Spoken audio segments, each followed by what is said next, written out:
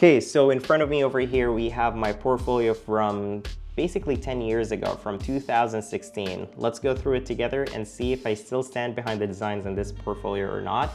First impression, hard copy or hardcover. I definitely would do something similar to that again. The design in the front over here, I would change that. I'm not really into the 3D logo anymore, and my logo has changed like 20,000 times since then. In the back, I have something that I have always said, and I still say that all the time. I believe that every idea is worth something to someone, so do not underestimate any idea because it may lead you somewhere you would never expect. Honestly, I still stand behind that because the amount of times that I proposed crazy ideas, and to my surprise that my client would go for it and it turns out to be amazing projects, I will always go for the crazy ideas. So let's go through this together and see if I stand behind the designs or not. This portfolio has 3 sections: branding, interior design, and photography. Let's start with branding. I'm not really good at drawing, and like to this day, I'm not really good, but I look at this and I do like it. I actually don't mind this. I would never use it for a logo or anything like that, but for something for fun, after vectorizing it and like adding the colors, I would definitely use it for something. Dress Me. So this was a group project for university, and the idea behind it is that you upload your photos and your measurement into this fashion website, and it would create a character for you. And basically when you're browsing for outfits, you can put the outfits on you and see if it fits you well or not. At that time, this did not exist. I should have invested in AI technologies at that time because this definitely exists right now, and I would have been ahead of my time if we continued with this idea. It's a great idea, honestly. I still stand by it. I don't like the design of the website that I have here, but the logo on the other side, I do like it. It needs a little bit of refinement. I do like the mannequin in the letter D. I like it. It's a good logo. Chips Ahoy. So the concept behind this was basically you have the cookies in like a Pringles-like container, and then you have a gap in there, like a window, so you can see where you're at for the cookies. And it starts with ahoy, and then at the end is like no. I would change the wording and the writing in that, but I think they retweeted this when I tweeted at them the concept. I'm not really sure. I deleted my Twitter, but I wish I kept a record of that if they retweeted it or not. But yes, I still stand by this, and I still think it's a good idea, and I still think Chips Ahoy should do something like this. Another group project for university. This was the name of the group. I would not use that again. Like, it's a good concept. I definitely have seen this concept over and over again in like multiple ways and multiple places, and the mock-ups definitely need more help. Like, I look at the mock-ups and I'm like, yep, that is definitely 10 years ago.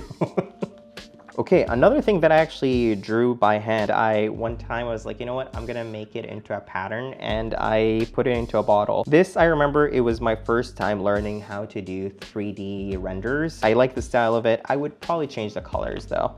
Let's move on.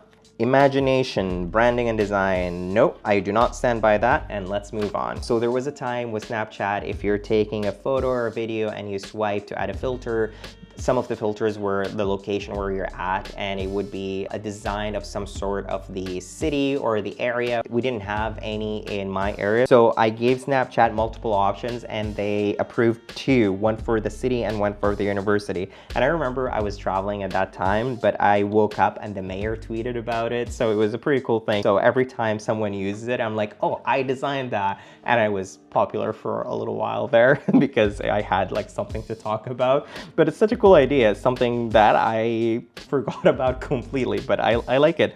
Design-wise, I would change it, but I like the idea that I actually have done something like this. That's pretty cool. Interior design. So this was the beginning of me learning how to use 3D applications and programs, and because I was interested in interior design, that was the path for the interior design renders. It wasn't for any kind of project or any client or anything like that. It was just designed because I like designing. So looking back at this, my style definitely have elevated when it comes to interior design. I do like the big prints. Let's move on to the next one.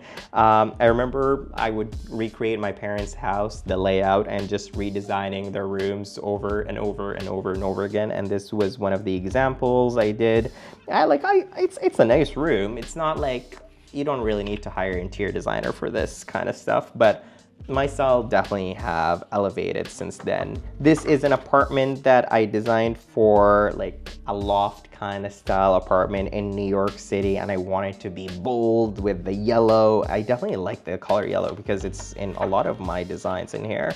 But yeah, I like the yellow with the kitchen cabinets and then the pillows, and I just liked it to be light and bright in here. Okay, so this design actually, like, I would replicate right now. The micro cement on the wall, that is something that to this day people use, and it's like ahead of its time. The gap in the ceiling for the curtains and the full panels of tinted glass separating the closet from the bedroom, I like that design. I would replicate this design and I would live in this design. I like that idea. So this is the start of learning how sound travels and sound design, and I was deep in research to understand the idea behind creating the perfect home theater room.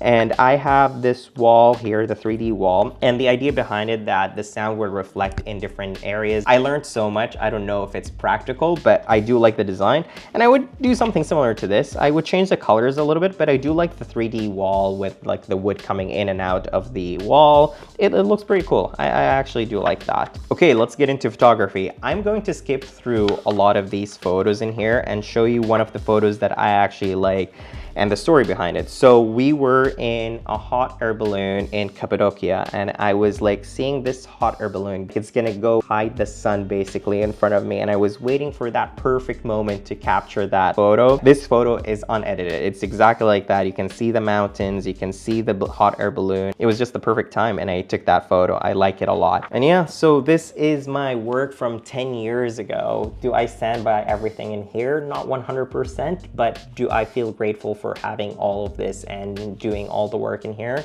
100%. It definitely brings up the question if I'm going to look at my current design 10 years from now and say the exact same thing about this book. And I think it's pretty cool either way. Like if I look at my old designs and say, hey, I can do a better job, that means that I'm evolving, I'm learning, and I'm expanding my knowledge, and that's a pretty cool thing. I'm moving forward.